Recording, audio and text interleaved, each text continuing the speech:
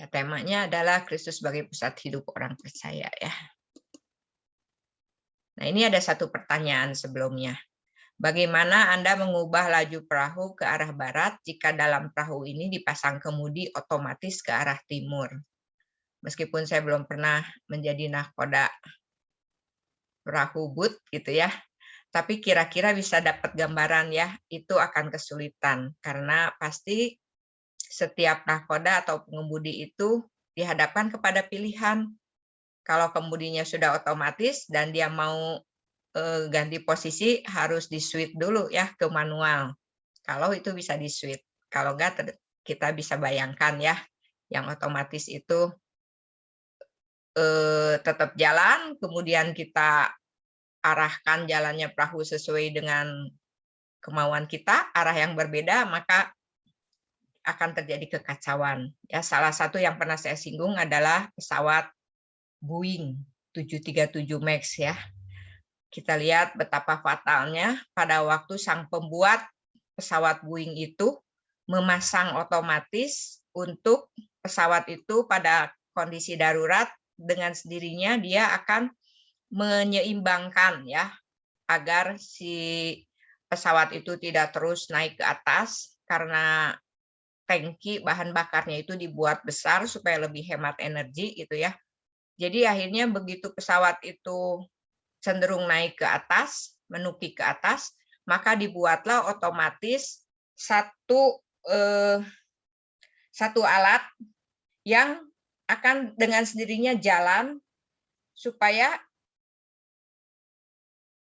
dibalik gitu ya. Nama alat otomatis itu MCAS. Jadi begitu kecenderungan kapal itu akan naik ke atas, maka otomatisnya akan jalan dan terjadi sebaliknya. Jadi si pesawat depannya itu akan menukik ke bawah. Nah, celakanya pergantian dan pemasangan alat otomatis ini tidak diajarkan dan tidak diberitahu kepada pilot. Jadi pada waktu itu terjadi, otomatisnya tiba-tiba error gitu ya, jalan sendiri, pilot merasa bingung, ini bagaimana si pesawatnya itu mukanya itu menukik ke bawah dan mereka tidak tahu bahwa itu sebenarnya tinggal di-switch gitu untuk dimatikan si otomatisnya. Nah, itu hitungannya cuma 10 detik untuk kemudian akhirnya jatuh. Jadi kita lihat ya pesawat Lion Air akhirnya jatuh. Ada 2 pesawat dari Boeing ini yang jatuh, satu lagi Ethiopia Airlines. Sesudah 2 pesawat ini jatuh, barulah terbongkar kesalahan daripada pesawat Boeing sehingga akhirnya mereka dapat sanksi 20 bulan tidak boleh jalan ya si pesawatnya. Nah, kita lihat ya, jadi betapa bahayanya kalau yang mengemudikan tidak tahu apa yang dibuat oleh sang penciptanya gitu.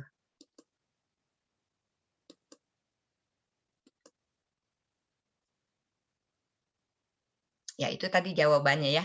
Mengubah program kemudi otomatis dan mengemudikan kita harus sesuai dengan otomatis pilihannya. Nah, bagaimana dengan perjalanan hidup kita di dalam dunia ini ya, khususnya pada waktu kita sudah tahu mengenai langkah pertama untuk kita selamat itu kita harus percaya kepada Sang Pencipta ya, bahwa manusia itu diciptakan ada penciptanya.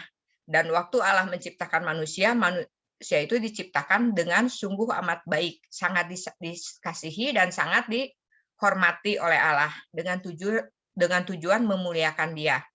Tetapi kemudian karena manusia men-switch gitu ya, otomatisnya ingin dikendalikan oleh kehendaknya sendiri, tidak mau berjalan sesuai dengan rancangan dan kehendak Allah, maka akhirnya manusia hidup di dalam dunia ini menjadi manusia yang benar-benar kehilangan gambar Allah, kehilangan kemuliaannya, cuman menjadi manusia yang hina, ya, manusia yang debu tanah dan kemudian manusia yang kehilangan sumber hidup, kehilangan terang hidup sehingga manusia menuju kematian.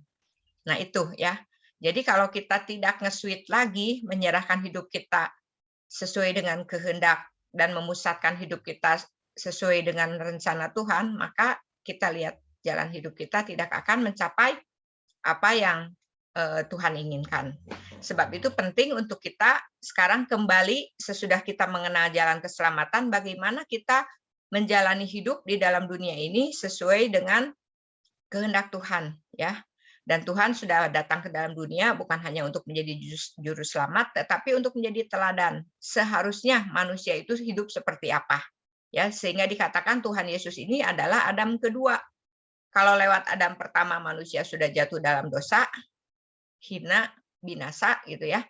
Maka Adam kedua ini memberikan teladan, petunjuk, perintah untuk kita bisa menuju kepada kehidupan yang kekal, dikembalikan kemuliaan kita menjadi manusia baru. Hari ini kita akan melihat apanya apa ya. Apa yang artinya menjadikan Kristus sebagai pusat hidup.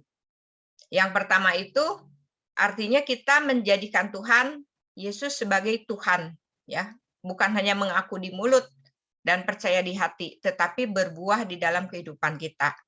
Kristus ditempatkan sebagai Tuhan. Jadi Yesus Kristus adalah Tuhan. Itu satu-satunya pengakuan dan yang perlu kita jalani di dalam kehidupan kita, ya. Jadi bukan menerima Tuhan untuk menjadi budak kita.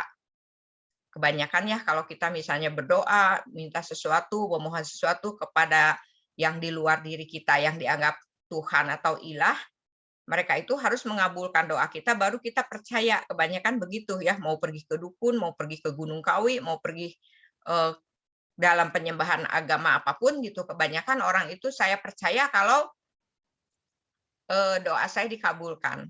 Terhadap Tuhan juga ada yang memperlakukan begitu ya. Saya ingat pada waktu mengajak seseorang ikut KKR kesembuhan, dia katakan, kalau dari KKR ini saya sembuh dari penyakit, saya baru percaya. Tapi kalau tidak sembuh, saya nggak akan percaya. Jadi Tuhan dibatasi sebatas kemauan dia. Kata saya, kalau gitu bukan Tuhan. Karena Tuhan yang harus memenuhi kemauan kita, berarti kemauan kita yang jadi Tuhannya. Ya. Pada waktu kita menjadikan Kristus sebagai pusat hidup, maka kita jadikan dia sebagai Tuhan. Kita yang mengikuti perintahnya, kita yang mengikuti kehendaknya, barulah kita akan melihat kehadiran dan kuasanya, gitu ya. Bukan terbalik. Kemudian kita akan melihat dan menjadikan Yesus sebagai teladan, ya. Tujuan hidup kita itu menjadi serupa dengan Tuhan, ya, itu. Jadi menempatkan Kristus sebagai pusat hidup itu berarti ada 3 hal, menjadikan dia sebagai Tuhan, menjadikan dia sebagai teladan, dan menjadikan dia sebagai tujuan atas seluruh kehidupan kita. Nah, ini terlebih dahulu kita akan belajar bagaimana kita harus menempatkan Yesus menjadi Tuhan atas seluruh kehidupan kita. Roma 12 ayat 1. Tolong Edward bacakan ya. Roma 12 ayat 1.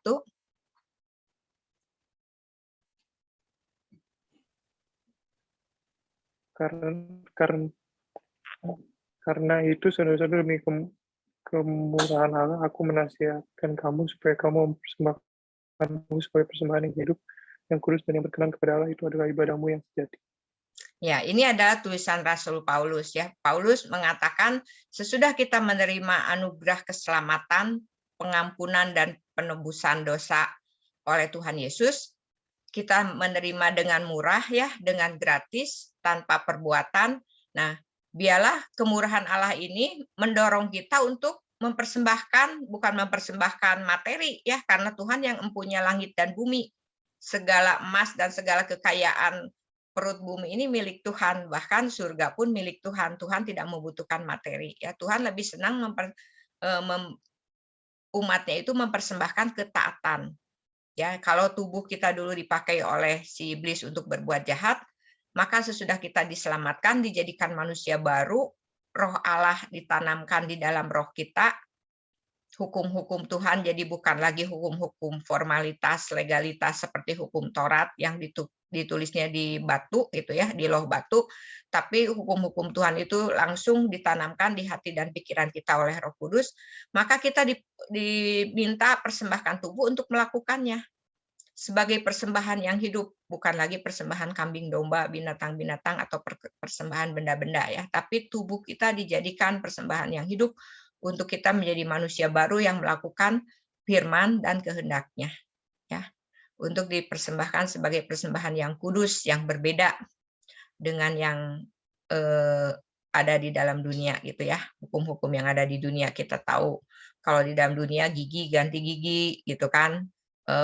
nyawa ganti nyawa, tapi di dalam hukum Kristus itu kasihilah musuhmu, doakanlah musuhmu gitu ya. Itu karakter-karakter ilahi, karakter-karakter yang berbeda, pikiran-pikiran yang berbeda dengan yang ada di dalam dunia. Balaslah kejahatan dengan kebaikan. Itu hukum-hukum yang diberikan teladan oleh Tuhan Yesus, sehingga pada waktu di kayu salib para tentara dan orang-orang yang tadinya menyalibkan Tuhan Yesus, mereka mengatakan dia ini anak Allah.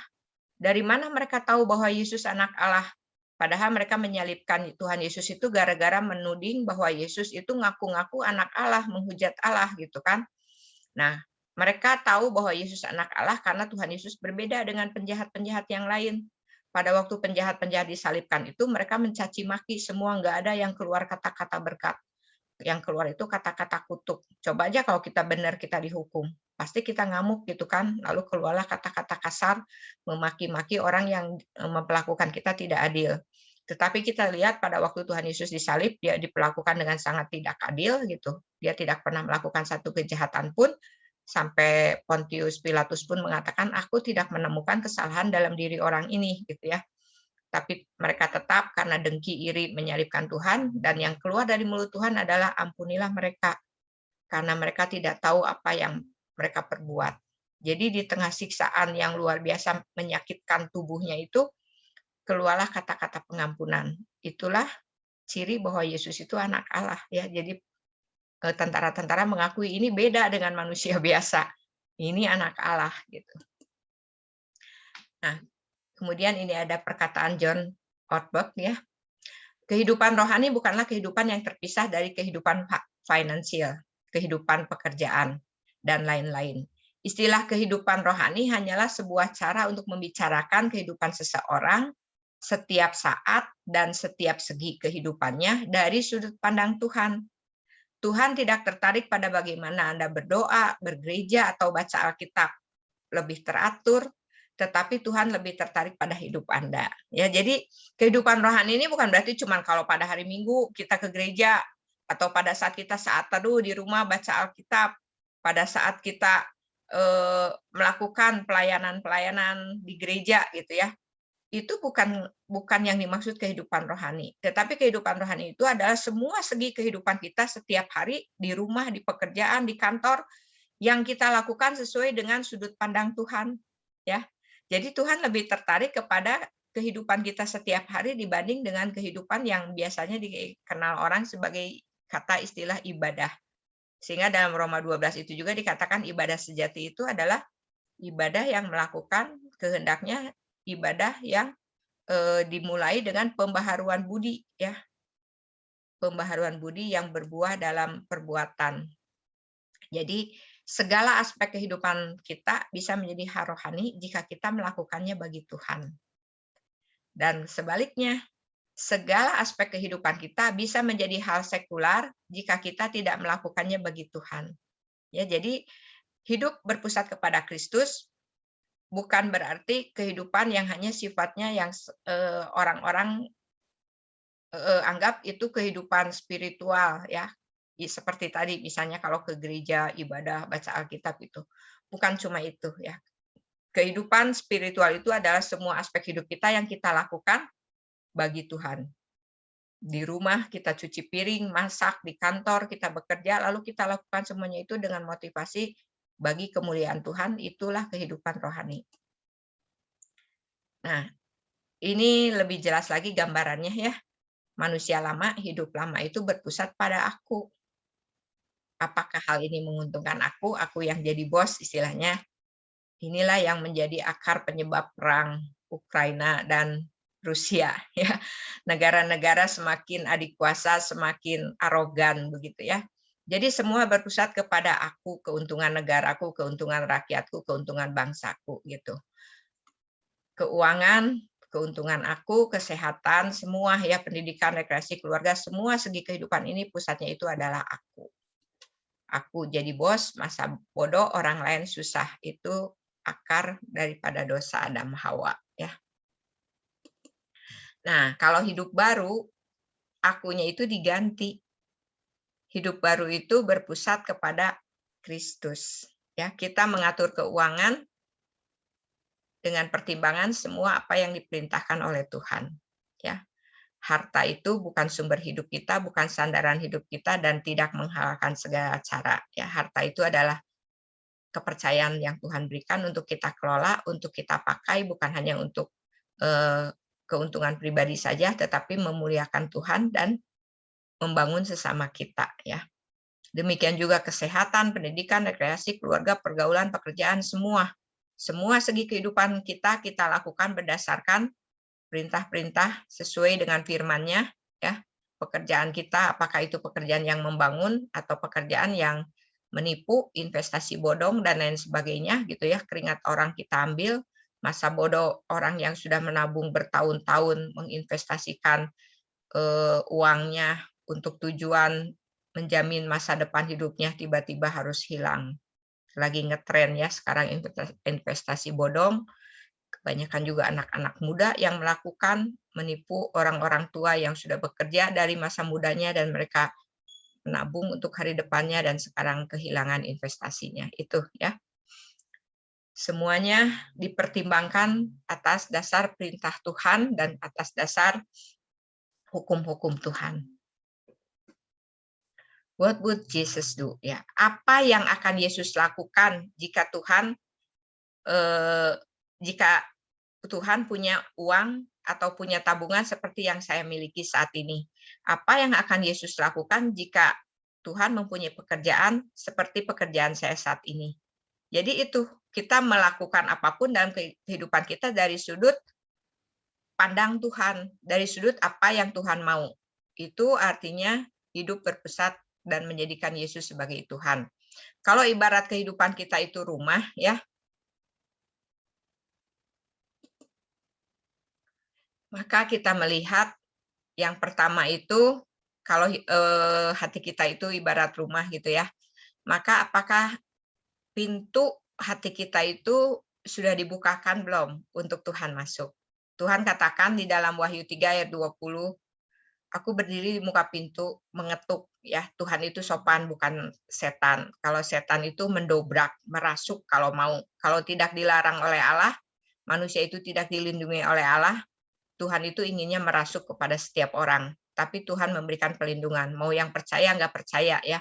Kecuali orang-orang yang terlibat langsung dengan okultisme, menyerahkan jiwanya kepada iblis, Tuhan izinkan biarkan iblis merasuk. Tapi kalau misalnya orang itu orang biasa, orang yang tidak punya ikatan penyembahan dengan kuasa gelap, Tuhan berikan anugerah umum, dilindungi ya, tidak bisa dirasuk oleh si iblis. Nah, apakah pintu rumah kita berikan kepada Tuhan? Tuhan katakan kalau dia masuk, dia akan memberikan kelimpahan hidup, makna hidup yang melimpah, hidup yang tidak membosankan. Sebaliknya kalau iblis yang masuk, dia berusaha memusnahkan, membinasakan kita dengan apa yang kita miliki. Ya. Nah, kalau misalnya di dalam hati kita itu ada ruang tamu, ya, apakah kita memakainya untuk persekutuan pribadi dengan Tuhan? Kalau kita menjadikan dia sebagai Tuhan, kita menyediakan waktu untuk selalu berbicara dengan dia, ya, apapun, dimanapun kita berada, ya, mau lagi nyetir mobil, mau lagi bekerja, mau lagi masak, saya kadang-kadang lagi nyuci piring, benar-benar merasakan hubungan yang intim dengan Tuhan, ya. Kalau ada ruang belajar, apakah di sana kita mau belajar banyak hal untuk memurnikan hidup kita, pikiran kita, ya. Kalau ada ruang makan, apakah kita belajar juga ya untuk mengendalikan diri dari keinginan daging, dari amarah, dari kebohongan, dari hal-hal kenyamanan kita yang merugikan orang lain gitu ya. Kita belajar di ruang kerja, apakah kita memakai pekerjaan kita itu menjadi alat dalam rencana Tuhan. Apapun yang kita kerjakan itu bagi kemuliaan nama Tuhan. Dulu waktu saya belum percaya Tuhan ya, masa-masa SMP, masa-masa SMA itu sampai kelas 1 ya, saya belum percaya Tuhan. Meskipun saya termasuk siswi yang berprestasi selalu gitu ya, dari SD sampai SMA, selalu menduduki ranking, kebanyakan ranking pertama gitu ya. Nah, saya meskipun siswi berprestasi, tetapi saya tidak tahu saya mau jadi apa. Saya tidak tahu pekerjaan saya itu nantinya apa. Yang saya tahu itu cuma satu aja, karena saya memang punya minat terhadap guru, jadi saya cuma satu aja, pengennya jadi guru aja gitu ya. Nah, tetapi kemudian sesudah kelas 2 SMA saya mengalami perjumpaan dengan Tuhan, bertobat, percaya Tuhan dibaptis. Saat itu semua fakultas rasanya ingin saya masuki. Saya berpikir, aduh kalau saya jadi dokter ya, saya bisa memberitakan Injil, bukan hanya menyehatkan badan orang gitu kan, tetapi jiwa orang. Kalau saya jadi ini, kalau saya jadi ini, jadi semua semua rasanya tuh pekerjaan-pekerjaan yang bisa kontak dengan orang itu saya pengen gitu ya, karena lewat itu saya bisa bercerita kepada orang tentang kasih Tuhan. Sampai akhirnya memilih karena Tuhan panggil ya, masuk sekolah teologi ya. Nah itu ya, jadi ruang kerja itu sebagai alat dalam rencana Tuhan. Nah ini ruang tidur, pasangan hidup. Di sana kita belajar ya untuk setia, mengasihi, mengampuni, saling membangun gitu ya, menuju kedewasaan rohani. Kita belajar juga untuk senantiasa sukacita gitu kan, dalam suka, dalam duka, bukan berarti kalau kita hidupnya jalan tol, kita sukacita. Tetapi pada saat kita mengalami musibah, kesusahan, apakah kita masih dapat tetap memiliki sukacita itu? Pada waktu saya ditimpa oleh COVID ini ya, di keluarga saya itu tiga-tiganya itu punya penyakit penyerta komorbid gitu ya. Saya ada autoimun yang berat, suami ada diabetes hipertensi, anak ada asma dan alergi sehingga dia sempat sesak napas gitu. Tapi yang heran itu tidak ada satupun kekhawatiran dalam diri saya, tidak ada satu titik wah saya akan mati lewat penyakit ini atau salah satu anggota keluarga saya akan mati gitu ya. Suami juga sempat ribut, aduh saturasi dia di bawah 90. Sampai saya cek lagi, ini sampai beberapa alat saturasi gitu ya. Kalau alat saturasinya yang kurang, karena itu yang berbahaya gitu kan, saturasi di bawah 95. Jadi meskipun suasananya begitu, tapi saya melihat ada sukacita, ada damai sejahtera yang melampaui akal, sehingga saya sama sekali nggak punya kekhawatiran setitik pun bahwa lewat penyakit ini saya akan parah, mati dan lain sebagainya, nggak ada gitu ya. Salah satu kunci daripada yang penderita penyintas COVID itu sebenarnya mental ya, mental kita itu sangat menolong untuk kita bisa pulih mengatasi penyakit. Ya, lalu kemudian kalau kita punya gudang di dalam hati diisi dengan akar pahit, luka-luka, segala macam stres, kepahitan hidup. Nah, apakah kita mempunyai obat gitu ya? Kita punya Roh Kudus, kita punya Tuhan Yesus yang bisa memulihkan, membalut luka-luka di hati kita. Lalu yang kedua, menempatkan Kristus sebagai teladan atas seluruh hidup kita. Kalau tadi menempatkan sebagai Tuhan, jadi apapun pekerjaan kita, apapun segi hidup kita, kita lihat dari sudut pandang Tuhan. Ya. Sekarang, apa artinya menjadikan Yesus sebagai teladan? Roma 8 ayat 28-29. Marcella, tolong bacakan Roma 8, 28-29. Roma 8 ayat 28-29. Kita tahu sekarang bahwa Allah turut bekerja dalam segala sesuatu untuk mendatangkan kebaikan bagi mereka yang mengasihi Dia, yaitu bagi mereka yang terpanggil sesuai dengan rencana Allah. Sebab semua orang yang dipilihnya dari semula, mereka juga ditentukannya dari semula untuk menjadi serupa dengan gambaran anaknya, supaya ia, anaknya itu, menjadi yang sulung di antara banyak saudara. Ya, di sini kita melihat ya Roma 8, 28-29 ini bisa dijadikan ayat emas ya. Bahwa Allah itu turut bekerja dalam segala sesuatu mendatangkan kebaikan bagi mereka yang mengasihi Dia. Jadi ada kerjasama ya, nasib kita itu bukan semata-mata hanya ditentukan oleh takdir di atas, tapi kerjasama antara diri kita dengan Allah ya. Kita mungkin ingat Yusuf ya. Yusuf itu atas kejahatan saudara-saudaranya, kita melihat dia bagaimana mengalami nasib buruk dari seorang anak yang dimanja, disayang oleh bapaknya gitu ya, oleh keluarganya, menjadi berubah menjadi budak di negeri orang, lagi dijauhkan dari orang tuanya. Jadi kita melihat seolah-olah aduh itu takdir yang buruk sekali gitu. Tapi karena Yusuf bekerja sama dengan Allah, dia tetap memegang hukum-hukum Allah, dia tetap menjadikan Allah sebagai andalan hidupnya meskipun jauh dari orang tuanya gitu ya. Dia melawan dosa pada waktu ada jalan pintas untuk dia keluar dari perbudakan, tetapi jalannya bukan jalan Tuhan gitu ya, dengan cara berselingkuh dengan istri Potifar. Kalau dia melanggar, berbuat dosa demi keluar dari nasib buruknya sebagai budak gitu, tentu akan berbeda ceritanya gitu ya. Dia nggak akan jadi penguasa di Mesir. Tetapi kita lihat dia bekerja sama dengan Allah, dia tetap taat kepada Allahnya meskipun jauh dari pengawasan orang tua itu. Dia tetap berpegang kepada kesucian hidup, sehingga akhirnya kita lihat bagaimana Tuhan bekerja gitu ya, dari seorang budak yang reka-reka oleh saudara-saudaranya yang iri dan jahat kepada dia, tetapi kemudian mendatangkan kebaikan karena tangan Tuhan yang perkasa ya. Jadi nasib kita itu ditentukan oleh Tuhan dan diri kita gitu ya, Tuhan dan pilihan-pilihan kita. Tuhan akan mendatangkan kebaikan bagi setiap orang yang mengasihi Dia, itu pasti.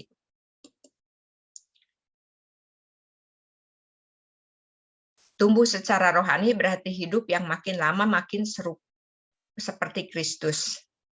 Jika kita berada dalam tempat unik kita, ya, memandang seperti Kristus, kalau Ia melihat melalui mata kita, berpikir seperti Tuhan berpikir, merasa seperti Tuhan merasa, dengan demikian berbuat seperti Tuhan perbuat, ya. Jadi itulah yang artinya meneladani Tuhan, apapun yang kita lakukan itu sesuai dengan mata Tuhan, cara berpikir Tuhan, sehingga Tuhan katakan, jadilah kehendakmu karena kehendakmu sudah sama dengan kehendakku gitu ya. Tuhan kita itu sungguh luar biasa ya. Kalau dikatakan bahwa kita mengikut Tuhan, kita juga mungkin ingat ya, salah satu moto daripada dunia pendidikan kita itu Tut Uri Handayani, kemudian di depan menjadi pemimpin, di tengah menjadi pendorong gitu Kak, di tengah menjadi teman yang membimbing, di belakang menjadi pendorong gitu. Nah, kalau kita ikut Tuhan, biasanya kita mungkin punya pikiran Tuhan jalan di depan, saya jalan di belakang. Nah, tetapi ada kalanya Tuhan menyuruh kita jalan di depan dan Tuhan di belakang. Pada waktu salah, Tuhan akan menunjukkan, tapi kita jadi mengalami itu, apa yang Tuhan mau. Itu yang saya rasakan ya. Kadang Tuhan menyuruh saya berjalan di depan. Silahkan apa saja yang saya lakukan, apa saja yang saya pikirkan, apa saja yang yang saya inginkan gitu kan, lakukan. Karena Tuhan sudah tahu nilai kedewasaan seseorang gitu ya. Karena apa yang saya pikirkan pasti yang memang menyenangkan Tuhan. Apa yang saya lakukan udah pasti yang tidak melanggar firman Tuhan. Jadi Tuhan memberikan kebebasan, sok aja kamu jalan di depan. Kalaupun salah, saya kan nggak berani kalau digituin ya. Nggak berani Tuhan, nanti kalau saya salah gimana? Gampang, sama Tuhan akan dikasih petunjuk. Karena udah begitu mengenal hati Tuhan, kita akan langsung tahu ini salah gitu. Jadi mengikut Tuhan itu makin lama makin luar biasa, karena Tuhan itu adalah guru yang lemah lembut, bukan guru yang megang rotan gitu ya, kalau kita salah jebrot gitu, bukan guru yang demikian. Dia guru yang lemah lembut dan rendah hati, sehingga kita tidak merasa digurui, sehingga kita tidak merasa berjalan dengan seorang diktator, mengikut Tuhan dengan ketakutan, enggak ya, kita berjalan dengan sukacita, kita berjalan dengan belajar banyak hal. Dia benar-benar memberikan kelimpahan hidup ya. Ini Max Lucado ya. Tuhan mengasihi kita apa adanya, tetapi Ia menolak untuk membiarkan kita seadanya. Ia akan mengubah kita menjadi seperti Kristus. Karena di surga itu, di dalam kehidupan kekal itu, tidak ada karakter manusia kedagingan yang bisa hidup. Tetapi yang bisa hidup itu dalam kehidupan kekal itu adalah karakter ilahi, hukum-hukum ilahi. Ya. Jadi selama di dalam dunia ini menjadi laboratorium untuk kita praktekkan. Sasaran hidup orang percaya itu adalah serupa dengan Kristus. Karena Tuhan Yesus adalah buah yang sulung yang membuktikan bahwa dari bumi itu bisa masuk ke surga. Jadi kalau kita serupa dengan Dia, bukan dengan paksaan ya, tetapi dengan persembahan diri, maka kita akan dibentuk, dirubah semakin hari semakin serupa dengan Kristus, dan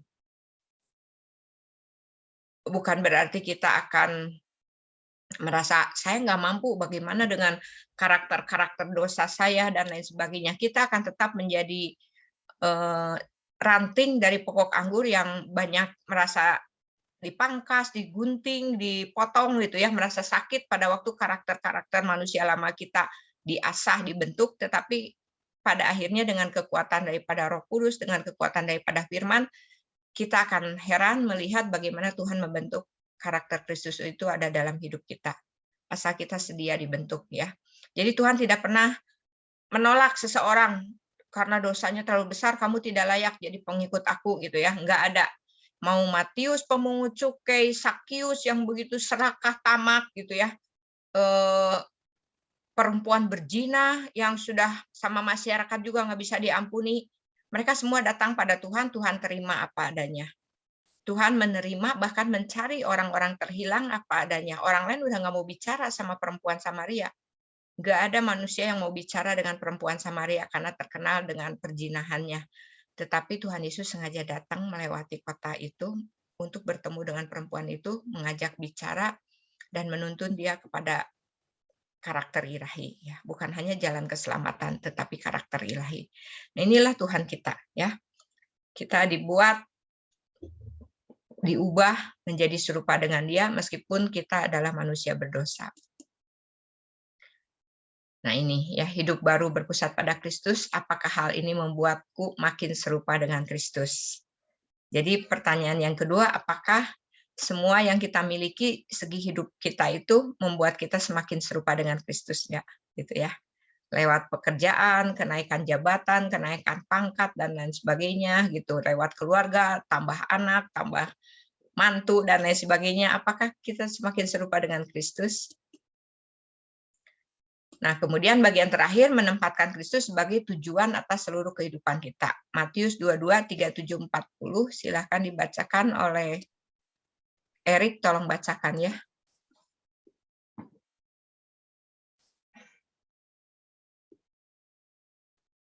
Erik.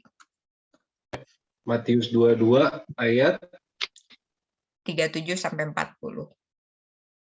37 sampai 40. Jawab Yesus kepadanya, kasihilah Tuhan Allahmu dengan segenap hatimu dan dengan segenap jiwamu dan dengan segenap akal budimu. Itulah hukum yang terutama dan yang pertama. Dan hukum yang kedua yang sama dengan itu ialah, kasihilah sesamamu manusia seperti dirimu sendiri. Pada kedua hukum inilah tergantung seluruh hukum Taurat dan kitab para nabi. Ya. Berbeda dengan para ahli Taurat dan orang Farisi ya. Mereka menjabarkan 10 hukum Taurat itu menjadi ratusan bahkan ribuan hukum-hukum yang rumit untuk menunjukkan bahwa untuk menjadi rohani itu begitu sulit sekali gitu ya. Sampai hukum Sabat aja kalau nggak salah dijabarkannya ke 700 hukum. Itu ciri-ciri daripada pemuka-pemuka agama yang mengajarkan formalitas gitu ya. Sebaliknya kita lihat kesederhanaan daripada pengajaran Tuhan. 10 hukum Taurat itu sama Tuhan dibuat hukum emas yang hanya jadi 2, gampang diingat. Hidup manusia di dalam dunia ini tujuannya 2. Yang satu secara vertikal, punya hubungan kasih dengan Allah pencipta. Lalu yang kedua secara horizontal. Bukti daripada kita mengasihi Allah itu harus tercermin dari mengasihi sesama. Sehingga dikatakan bohong besar kalau kita mengatakan mengasihi Tuhan yang tidak kelihatan, tapi kita tidak bisa mengasihi sesama yang kelihatan. Sesama aja yang kelihatan tidak kita kasihi, apalagi Tuhan yang tidak kelihatan. Ya, jadi kalau ada agama prinsipnya seperti ISIS dan lain sebagainya gitu ya, yang mengatasnamakan ini membunuh demi nama Allah, itu bohong besar. Bukan Allahnya Allah, tapi Allahnya adalah iblis, karena iblis adalah pembinasa manusia. Kalau Allahnya Allah, mau agama apapun, mereka itu akan mewujudkan kasih kepada sesama. Karena Tuhan katakan apapun yang kamu lakukan terhadap manusia yang kelihatan ini, sama dengan melakukannya untuk Tuhan. Karena Tuhan menciptakan semua manusia, Dia mengasihi. Mengasihi semua orang, agamanya apapun Tuhan mengasihi. Karena manusia adalah ciptaan Tuhan. Allah kita adalah Allah universal, penguasa segala bangsa, bahasa, dan kaum. Ya, jadi Tuhan katakan dua hukum inilah yang menjadi tujuan hidup kita, mengasihi Allah vertikal dan mengasihi sesama horizontal. Ya. Menempatkan Kristus sebagai tujuan atas seluruh kehidupan kita. 1 Korintus 10 ayat 31 kita baca bersama-sama ya. Jika engkau makan atau jika engkau minum atau jika engkau melakukan sesuatu yang lain, lakukanlah semuanya itu untuk kemuliaan Allah. Ya, jadi kalau kita ini pekerjaan saya ini sesuai nggak ya dengan kehendak Tuhan, dengan rencana Tuhan? Apakah lewat pekerjaan saya memuliakan Allah nggak, gitu ya? Kalau kita buka mesin-mesin judi, misalnya ya, mencari nafkah dengan mesin-mesin judi, kira-kira memuliakan Allah nggak? Gitu. Kita untung tapi orang lain rugi, gitu ya. Kalau kita menjual sesuatu yang berbau pembohongan, ketidakjujuran, penipuan, gitu ya, barang yang kita jual nilainya itu sebenarnya rendah tapi harganya tinggi. Nah, apakah itu memuliakan Tuhan atau enggak? Apalagi dengan kelicikan, mengurangi timbangan dan lain sebagainya. Apakah itu memuliakan Tuhan enggak? Gitu. Nah, ini ada teologi kucing dan anjing ya, mengevaluasi hubungan kita dengan Allah.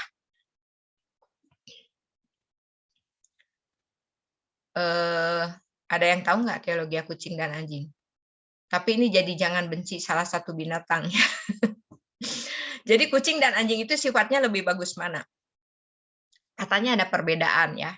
Hubungan antara kucing dengan anjing dengan tuannya. Kalau seseorang tuan memiliki seekor kucing, maka kucing itu makin disayang, dia akan memperbudak tuannya. Ya. Pertama dia bisa makan, dikasih makan, dia lama-lama melunjak, makan ke atas meja, lama-lama bisa ke atas piring tuannya. Jadi katanya kalau kita mengasihi kucing, memiliki kucing, kucing itu akan menjadi tuan, kita itu tuannya itu dijadikan budak, harus melakukan apa yang dia mau gitu ya. Dianya akan melunjak. Berbeda dengan anjing. Kalau kita memiliki anjing, anjing itu benar-benar akan mengabdi, dia menjadi budak daripada tuannya. Dia akan berusaha menyenangkan tuannya gitu ya. Menjaga tuannya, membalas budi tuannya, itulah anjing. Jadi dalam hubungan dengan Allah, apakah kita memakai teologianya kucing atau anjing gitu? Kita menjadikan Tuhan sebagai budak atau sebaliknya menjadikan Tuhan sebagai Tuhan. Diselamatkan dari sesuatu sangat berbeda dengan diselamatkan untuk sesuatu. Keselamatan bukan hanya tentang kita terhindar dari hukuman kekal, melainkan juga tentang kita hidup untuk memancarkan dan mengungkapkan kemuliaan Allah. Ya, jadi kita diselamatkan itu bukan untuk supaya saya selamat dari neraka gitu ya. Udah menang udah gitu, bukan cuma untuk itu. Saya selamat dari neraka tetapi sekarang saya hidup untuk memancarkan kemuliaan surga itu. Memancarkan kemuliaan surga gitu ya. Hidup berpusat pada Kristus adalah hal mengasihi dan memuliakan Kristus. Itu inti besarnya. Mengasihi dan memuliakan Tuhan lewat semua aspek hidup kita ya. Jadi lewat semua aspek hidup kita. Nah, itulah menempatkan Kristus sebagai Tuhan, teladan dan tujuan atas seluruh kehidupan kita ya. Pelajaran hari ini sekian sampai di sini.